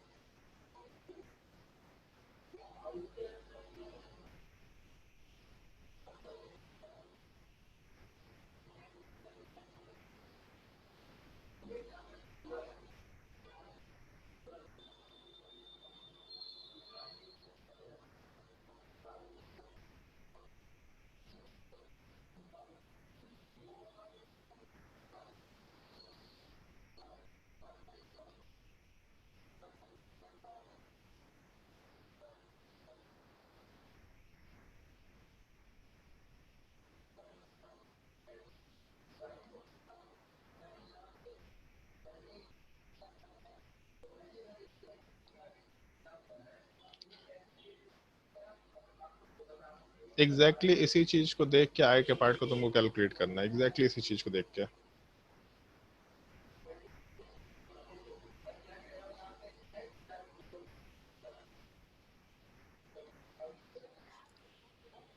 सर हाँ बोलो। सर स्टार्टिंग का पार्ट थोड़ा सा एक्सप्लेन कर दीजिए ना। ये पार्ट सॉल्यूशन वाले पार्ट में। हाँ सर। ठीक है, जैसे सबसे पहला चीज सवाल में दे क्या रखा है तुम्हारे पास? सवाल में किस चीज का वैल्यू दे रखा है? सवाल नोट किया है ना कॉपी में कि नहीं किया है? Hello, yes sir. सवाल में क्या दे रखा है वैसे अपने पास? Sir 1 molar of NaOH solution. ठीक है, तो सवाल में हम लोग के पास मोलैरिटी दे रखा है। ठीक है, अगर मोलैरिटी दे रखा तो हम लोग, मोलैरिटी का फॉर्मूला क्या होता है? मोलैरिटी का फॉर्मूला होता है C is equal to N/V। Number of moles by volume of solution. ठीक है, तो जो भी फॉर्मूले में नीचे दे रखा उस चीज का 1 यूनिट मान लेना। 1 यूनिट मानने का मतलब मोलैरिटी का फॉर्मूला है अपने पास, जो कंसंट्रेशन का फॉर्मूला है number of moles by volume of solution, और लीटर में, तो यूनिट क्या है अपने पास? लीटर। इसका मतलब हम लोग क्वेश्चन को सॉल्व करते वक्त एजम्पशन लेके चल लेंगे कि हम लोगों के पास सॉल्यूशन का वॉल्यूम 1 लीटर के बराबर है। ये एजम्पशन लेके ही शुरू करना है। ठीक है, यहाँ तक का पार्ट Yes, समझ sir. आया?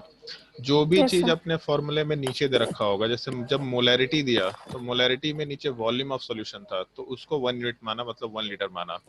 जब मोलैरिटी देता तो सॉल्वेंट नीचे होता है किलोग्राम में, तो 1 किलोग्राम सॉल्वेंट मान के चलना होता है। ठीक है, अब इसमें करते क्या हम लोग, तो जैसे वॉल्यूम ऑफ सॉल्यूशन वाला पार्ट हम लोग को दे रखा है, ऐसा हम लोग मान के चल रहा है 1 लीटर, तो उससे हम लोग क्या क्या वैल्यू निकाल सकते हैं? तो एक तो ये फॉर्मूला है concentration is equal to number of moles by volume. तो इस सॉल्यूशन वाले पार्ट के हिसाब से हम लोग आराम से ऐसा कंसिडर करते हुए काम कर सकते हैं, जैसे हम लोग का नीचे वॉल्यूम दे रखा, इस पूरे पार्ट में कंसंट्रेशन दे रखा और नंबर ऑफ मोल्स दे रखा, तो डेफिनेटली हम लोग यहाँ से नंबर ऑफ मोल्स निकाल सकते हैं। वॉल्यूम तो हम लोग मान ही चुके थे, कंसंट्रेशन दिया ही हुआ है, तो नंबर ऑफ मोल्स निकालना अपने लिए आसान काम है। तो हम लोग नंबर ऑफ मोल्स निकाल लिए सॉल्यूट का, और जब नंबर ऑफ मोल्स निकाले तो वहाँ से सॉल्यूट का वेट निकाल लिया, तो नंबर ऑफ मोल्स निकल के आ गया, वेट ऑफ सॉल्यूट निकल के आ गया। अब क्या करें, तो सवाल में डेंसिटी दे रखा है, तो डेंसिटी वाले पार्ट को हम लोग यूज करके आराम से सॉल्यूशन का वेट भी निकाल सकते हैं। कैसे निकाल सकते हैं? तो सॉल्यूशन का वॉल्यूम 1 लीटर माना था, तो density is equal to mass by volume. इसका मतलब हम लोग आराम से कैलकुलेशन वाले पार्ट में वॉल्यूम 1 लीटर के बराबर है, मतलब 1000 ml के बराबर है, उसको डेंसिटी से मल्टीप्लाई करके वेट ऑफ सॉल्यूशन निकाल लिए। तो सॉल्यूट का वेट मालूम पड़ चुका है 40 ग्राम के बराबर, सॉल्यूशन वाले पार्ट का वेट पता चल चुका है 1000 ग्राम के बराबर। तो इसका मतलब है कि हम लोग सॉल्वेंट का वेट आराम से निकाल सकते हैं। Solvent plus solute is equal to solution, तो इसका मतलब solution minus solute is equal to solvent. तो 1000 ग्राम पूरा मास था, 40 ग्राम सॉल्वेंट का, सॉल्यूट का मास था, तो 960 ग्राम सॉल्वेंट का मास निकल के आ जाएगा। इसके आगे का पार्ट एक्सप्लेन करना है? नहीं सर आगे सर मोल फ्रैक्शन, कैसा? सर मोल क्या? फ्रैक्शन कैसे, सर मोल फ्रैक्शन में डाउट है थोड़ा। एक सेकेंड, मोल फ्रैक्शन वाले पार्ट में डाउट है। तो जब मोल फ्रैक्शन वाले पार्ट की बात करेंगे तो मोल फ्रैक्शन का फॉर्मूला क्या होता है? सर यहाँ पे 2 नंबर कैसे आ ऑफ गया? मोल्स क्या क्या क्या? 2 1 होगा सब वहाँ पे। फिर बस से अरे अरे अरे यार, यहाँ पे 1 होगा। ठीक है, प्रिंटिंग एरर है थोड़ा, मतलब फीलिंग समझ में आया नहीं क्या सवाल बोल रहे थे हम। ठीक यस है बाकी हाँ सर। ठीक है, उसमें हम गलती कर दिए थोड़ा, तो यहाँ पे 978 होना चाहिए, ऊपर 18 होना चाहिए। हाँ ठीक है, मतलब मेरे से गलती हो गया, हम उसमें 2 लेकर के चल लिए, जबकि ऊपर नंबर ऑफ मोल्स वाला पार्ट 1 निकल के आ रखा था। ठीक है, उसका करेक्शन देख लेना। ठीक है, और कोई डाउट किसी को?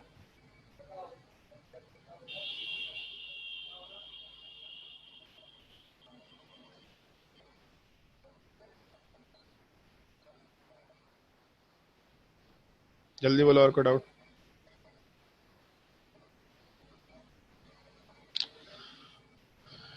चलो डाउट नहीं तो काम करो, नोट कर लो। आज तो टाइम काफी ज्यादा हो गया, 56, मेरे एक और क्लास का टाइम हो रखा है। तो ठीक है, आज हम यहीं पे क्लास एंड कर रहे हैं, लेकिन तुम लोगों का जो 3-4 क्वेश्चन बचा हुआ था, उन 3-4 क्वेश्चंस को सॉल्व कर सकते हो आराम से। जो तुम्हारा 99 से पहले कुछ क्वेश्चन है ना, 95 96 तक शायद होमवर्क दे दिया था, तो मोलैलिटी, मोल फ्रैक्शन, ये सारी चीजें कंप्लीट हो चुकी है। एग्जैक्टली हमको ध्यान नहीं है, बट एक्सरसाइज 2 जो बुकलेट का एक्सरसाइज 2 है, इसके सारे क्वेश्चन सॉल्व कर सकते हैं। 1 से लेके 99 तक था शायद से क्वेश्चन टोटल, सारे क्वेश्चन सॉल्व कर लेना 1 से लेके 99 तक। उसके अलावा हम लोग, एक सेकंड थोड़ा रुक जाओ, एडवांस का एक और क्वेश्चन तुम लोग को होमवर्क दे रहे हैं। तुम लोग को एडवांस का क्वेश्चन बाय डिफॉल्ट सॉल्व करना ही करना है, इसमें कोई आनाकानी मत करना। जो होमवर्क देंगे पहले उसको सॉल्व करो, उसको सॉल्व करने के बाद तुमको जो करना करते रहो, कोई दिक्कत नहीं है। बट हम सजेशन देंगे, किसी को अगर फिजिकल केमिस्ट्री सुधारना है तो उसके इसमें एक बुक आता है, तुम लोग को पहले ही बोला था, आरसी मुखर्जी, ये बुक सॉल्व करो। ये सब्जेक्टिव बुक है, इसमें एक भी एरर नहीं है, एक भी एरर नहीं। इस बुक को सॉल्व करो, ज़्यादा क्रेडिबल बुक है, भारतीय वन पब्लिकेशन का है, बहुत ही सस्ता बुक है, 150-200 में आता है, तो अच्छा बुक है। इस बुक को सॉल्व करो। इन सब लोग जैसे एस सी वर्मा है भारतीय वन पब्लिकेशन का, देव मुखर्जी का एमसीक्यू है, ए दास गुप्ता का मैथ्स का बुक आता है, सिमिलर टाइप से आरसी मुखर्जी केमिस्ट्री का, सब्जेक्टिव लेना, ऑब्जेक्टिव नहीं। इस बुक को आराम से सॉल्व कर सकते हैं, ठीक है। और एक सेकंड थोड़ा लाइन पर रहो, तो हम तुम लोगों को कुछ और होमवर्क दें। वर्कशीट कहाँ तक होमवर्क दिया था तुम लोगों को? 7। वर्कशीट नंबर 7 तक होमवर्क दिया था। तो एक सेकंड, 8 का स्टार्टिंग का कुछ दिए थे। अच्छा एक सेकंड रुक जाओ। वर्कशीट में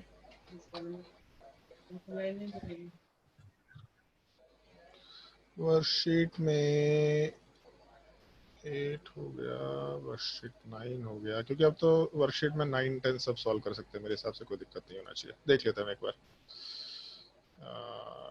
10 हो गया, वर्कशीट 11। चलो एक सेकंड ध्यान दो।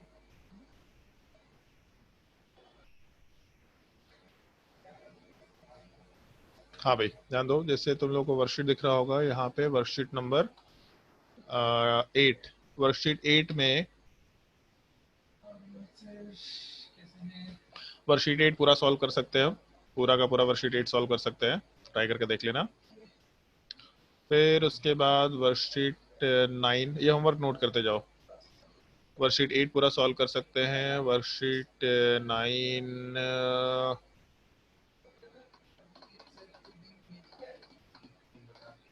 वर्कशीट 9 भी पूरा सॉल्व कर सकते हैं, कोई दिक्कत नहीं है। यहाँ पे एक टर्म दे रखा है स्पेसिफिक ग्रेविटी, कहीं मेंशन किया था स्पेसिफिक ग्रेविटी तुम लोगों को? सर स्टार्टिंग में सर कहाँ पे? सर डेंसिटी जब पढ़ा रहे थे, जब डेंसिटी पढ़ा रहे थे तो relative respect to density it. में बोला था specific gravity is equal to relative density with respect to water, जो कि 1 के बराबर होता है। तो समथिंग अपॉन 1 मतलब डेंसिटी के मैग्नीट्यूड पे फर्क नहीं पड़ेगा, तो डेंसिटी ऑफ सल्फ्यूरिक एसिड वाला पार्ट 1.84 के बराबर ही होना चाहिए।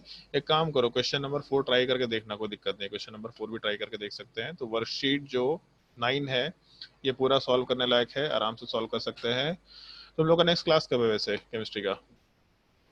सर सैटरडे को। सैटरडे को? आज कौन सा दिन है? Thursday, Friday, Saturday. तो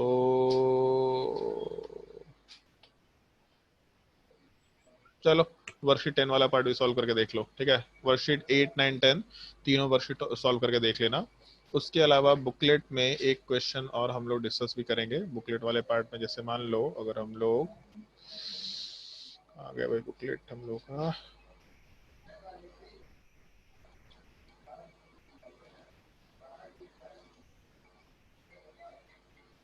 एक सेकंड,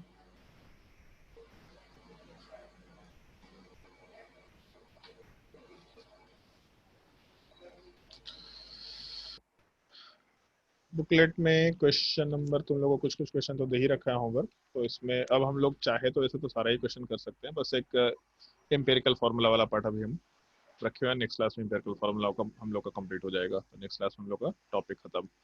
इसमें पीओएससी, हाँ ठीक है, पीओएससी वाला पार्ट ठीक है, वो भी नेक्स्ट क्लास में कंप्लीट हो जाएगा। इसमें हम लोग क्वेश्चन में ये सॉल्व कर सकते हैं, क्वेश्चन नंबर 8 ये सॉल्व कर लो। एक क्वेश्चन दे कि 2 क्वेश्चन दे, खुद से सोच के बता दो भाई। हम दोनों में कंफर्टेबल है। सर 3। अच्छा एक काम करो, चलो ठीक है, ऊपर का कुछ सिंपल क्वेश्चंस कर लो तो ज़्यादा बेटर होगा। क्वेश्चन नंबर जैसे ये 32 ट्राई कर लेना, मतलब जो नॉर्मल बेसिक क्वेश्चंस उसके 32 ट्राई कर लेना। उसके बाद क्वेश्चन खत्म हो रहा है, जल्दी जल्दी दीजिए। क्या हो रहा है? चार्ज खत्म हो रहा है, जल्दी जल्दी दीजिए, ऑफ हो जाएगा। अच्छा और कहाँ है भाई क्वेश्चन, देखने दो ना तो पहले। आइए क्वेश्चन नंबर 14 15 ट्राई कर लेना, एक्सरसाइज 1 वाले पार्ट का क्वेश्चन नंबर 14 एंड 15 इन दोनों को ट्राई कर लेना, ठीक है। तो इतने क्वेश्चन ट्राई करके आना, वर्कशीट में काफी टाइम लगेगा बट ऑनेस्टली उसको ट्राई करके देखना, जो भी डिफिकल्टी होगा हम लोग नेक्स्ट क्लास में डिस्कस कर लेंगे। क्लास में ही वर्कशीट और बुकलेट के क्वेश्चंस का डिस्कशन कर लेंगे, और अगर इन केस क्लास थोड़ा एक्सटेंड करना पड़ा पीयूएससी वगैरह कंप्लीट करने के लिए तो हम नेक्स्ट क्लास में उस चीज को कवर अप करने की कोशिश करेंगे, क्योंकि हम सोच रहे हैं अगले वीक से तुम्हारा नया टॉपिक शुरू करें हम लोग। अगर नया टॉपिक शुरू करेंगे तो हम लोग बिल्कुल टारगेट के साथ ठीक ठीक चल रहे हैं। थोड़ा हम लोग का क्लास लेट शुरू हुआ था तो थोड़ा हम लोग पीछे हैं, अदरवाइज हम लोग जिस तरीके से क्लासेस हम लोग का जितना स्पीडली चल रहा है तो आराम से हम लोग का सिलेबस कवर अप हो जाएगा। तो हम लोग जो ईयर प्लानर बना के रखे थे क्लास 11th के लिए, वो सारे के सारे ईयर प्लानर को हम लोग आराम से इम्प्लीमेंट कर लेंगे, तो हम लोग का टेस्ट वगैरह सब रेगुलर होना शुरू हो जाएगा। इस संडे टेस्ट भी है ना तुम लोग का? सर मंडे को सर। हाँ मतलब वही संडे मंडे जो भी, वो हमको आइडिया नहीं है, बट टेस्ट है ना हाँ। तुम लोग का? चलो ठीक है, यस बढ़िया, सर। अच्छे से टेस्ट की तैयारी करो, ठीक है। चलो सर हाँ बोलो। सर अभी आप आरसी मुखर्जी बोले और सर अब स्टार्टिंग में एन अवस्थी का बोले, एन अवस्थी किस लिए?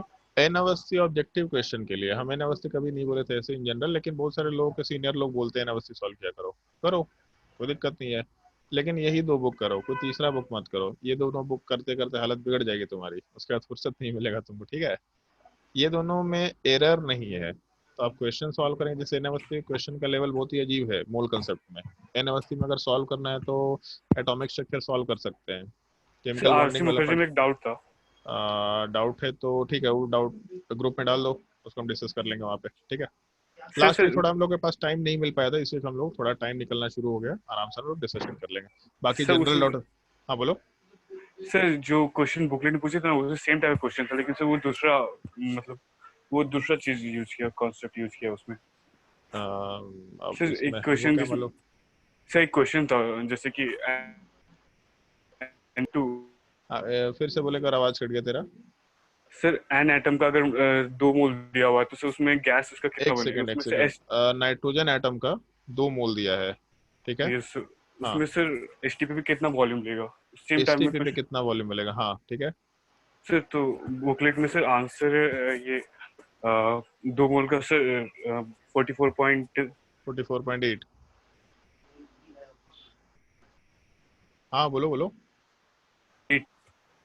तो हेलो। सर बुकलेट में 44.8 है, लेकिन सर हाँ वो हेलो सर।